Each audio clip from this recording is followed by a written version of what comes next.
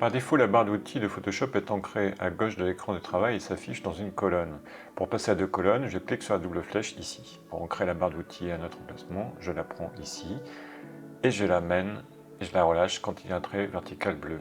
Pour la rendre flottante, je la prends au même endroit et je la relâche avant. Je la remets à son emplacement par défaut. L'intérêt d'une barre d'outils est de regrouper un certain nombre d'outils suivant leur usage. En survol sur un bouton, nous avons un texte qui apparaît, l'infobulle classique. L'infobulles riches sont des animations qui décrivent l'usage de l'outil. Pour faire disparaître l'infobulle riche, je vais dans Préférences outils et je décoche Afficher les infobulles riches et je valide. Nous observons que les outils ont souvent un petit triangle en bas à droite. Ça indique la présence d'une pile. Je fais apparaître cette pile avec un clic gauche prolongé ou alors avec un clic droit. Cette pile apparaît avec l'icône, le nom de l'outil, son raccourci clavier. Le petit carré correspond à l'outil actif. Je peux ainsi charger l'outil dans la pile en sélectionnant un autre outil. Je peux également changer avec Alt, appuyer et clic gauche sur l'icône de l'outil. Si l'outil a des raccourcis clavier, par exemple ici L, je peux aussi changer avec la combinaison de touches Maj plus raccourci de l'outil. N'apparaîtront alors que les outils avec le même raccourci. Je peux aussi faire une simple sélection de l'outil par son raccourci clavier. Par exemple, pour l'outil pinceau, je clique sur B.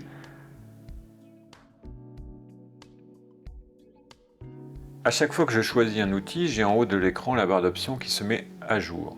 Elle affiche les paramètres de l'outil choisi. Prenons par exemple le lasso. Dans la barre d'options, j'ai un paramètre contour progressif. Je le mets à 5 pixels. Et je vais pouvoir créer un outil prédéfini en cliquant sur le plus ici. Je lui donne un nom, je valide et il apparaît dans une liste. Si je clique sur la roue dentée gestionnaire des paramètres prédéfinis, j'affiche tous les outils prédéfinis. Je peux supprimer ou renommer ou créer par un clic droit. Réinitialiser cet outil remet ses paramètres par défaut. Réinitialiser tous les outils remet les paramètres par défaut de tous les outils. Ceci est très pratique si nous avons modifié des paramètres et que nous voulons les valeurs par défaut.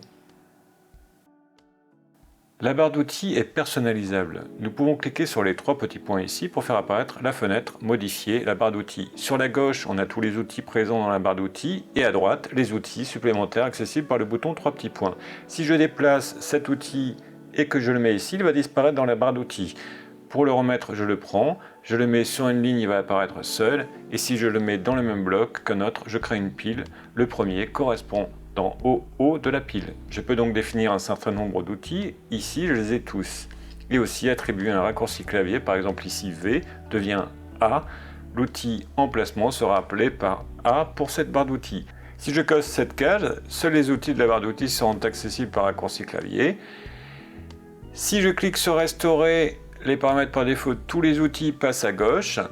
Effacer les outils, tous les outils passent en supplémentaire. Je pourrais reconstruire une barre d'outils à partir de 0. Je peux enregistrer comme paramètre prédéfini ma barre d'outils et la charger plus tard, ou simplement cliquer sur Terminer pour valider.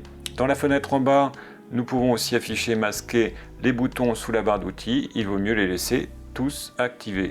Je peux également modifier la barre d'outils avec édition barre d'outils. Par défaut, ma barre d'outils créée est liée à l'espace de travail courant. Si je veux l'associer à un espace de travail différent, je fais Nouvel espace de travail. Je donne un nom, je coche barre d'outils. Créer un espace de travail me permet également de mémoriser une configuration de panneaux à droite et en bas, des raccourcis clavier et des mises en évidence ou pas de menus. Ainsi, dans Formation photo, j'ai défini la barre d'outils à cet emplacement. Et avec Modifier la barre d'outils, j'ai caché un certain nombre d'outils. Je peux accéder à ces outils en les sélectionnant ici. Et par défaut, en cliquant sur un autre outil, on retrouve les trois petits points. Je vous remercie d'avoir suivi ce tutoriel et vous dis à bientôt sur ma chaîne YouTube pour de nouveaux tutoriaux sur Photoshop.